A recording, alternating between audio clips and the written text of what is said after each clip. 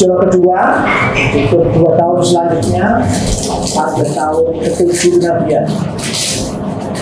Mungkin bisa langsung kita simak videonya saja bagaimana tentang hijrah pertama ini.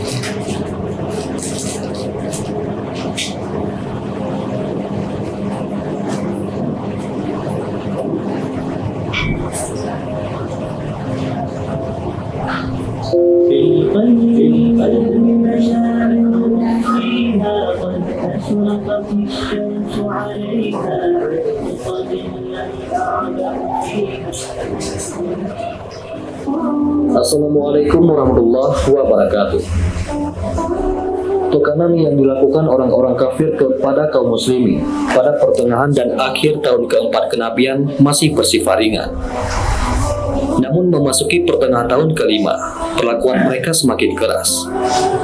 Hal ini mendorong kaum muslimin untuk mencari tempat lain yang aman untuk menjaga agama mereka. Maka pada bulan Rajab tahun kelima kenabian, hijrahlah rombongan pertama dari kalangan para sahabat ke negeri Habasyah, yakni Ethiopia. Mereka berjumlah 12 orang laki-laki dan 4 orang wanita, dipimpin oleh Utsman bin Affan yang didampingi istrinya, yaitu Ruqayyah binti Rasulullah Shallallahu Alaihi Wasallam. Hijrah yang mereka lakukan berlangsung dengan selamat, meskipun orang-orang kafir sempat mengejar mereka hingga ke tepi pantai. Namun mereka sudah lebih dahulu berlayar ke negeri Habasyah.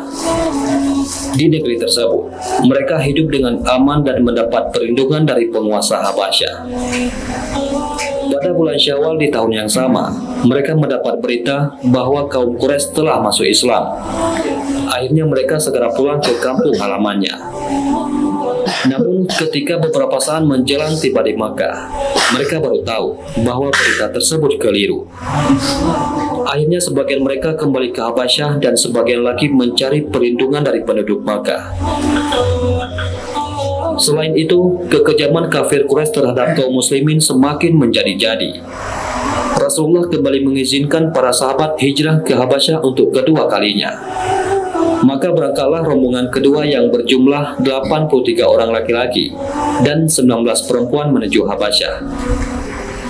Orang-orang kafir Quraisy sangat gusar ketika mengetahui bahwa kaum muslimin mendapat perlindungan yang aman di negeri Habasyah. Maka mereka mengutus 2 orang yang cerdas dan gigih, yaitu Amr bin As dan Abdullah bin Rabi'ah, sebelum mereka masuk Islam, dengan membawa aneka hadiah berharga.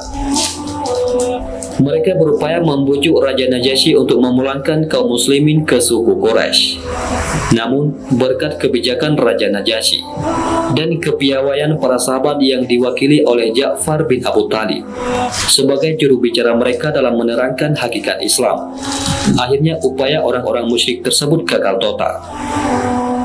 Berbagai cara telah diupayakan oleh kafir Quraisy untuk menghentikan dakwah Rasulullah Shallallahu Alaihi Wasallam, namun tidak ada yang berhasil. Berikutnya mereka menggunakan cara lewat paman beliau lagi, yaitu Abu Thalib, berupa ancaman untuk memerangi Rasulullah Shallallahu Alaihi Wasallam. Karena ancaman tersebut dianggap serius, Abu Thalib segera mengutarakannya kepada Rasulullah Shallallahu Alaihi Wasallam. Melihat gejala sang paman mulai lemah dan tak kuat menanggung beban, maka dengan tegas Rasulullah mengatakan, "Wahai pamanku, demi Allah, seandainya mereka letakkan matahari di tangan kananku dan bulan di tangan kiriku untuk aku meninggalkan perkara atau dakwah ini, sampai Allah memenangkannya atau aku hancur bersamanya, niscaya aku tidak akan meninggalkannya." Mendengar jawaban tegas seperti itu, Abu Thalib kembali bersemangat melindungi keponakannya. Abu Thalib pun berkata, "Pergilah wahai keponakanku dan sampaikanlah apa yang kamu sukai. Demi Allah, aku tidak akan menyerahkanmu kepada siapapun selama-lamanya." Di lain waktu mereka kembali mendatangi Abu Thalib untuk menawarkan cara lain. Mereka datang membawa seorang pemuda yang gagah dan tampan untuk diserahkan kepada Abu Thalib. Dan sebagai gantinya, dia harus menyerahkan Rasulullah kepada mereka untuk mereka bunuh. Tentu saja tawaran yang aneh tersebut ditolak mentah-mentah oleh Abu Thalib. Setelah berbagai kegagalan dialami oleh kaum kafir Quraisy, akhirnya sampailah mereka pada keputusan untuk membunuh Rasulullah Shallallahu Alaihi Wasallam.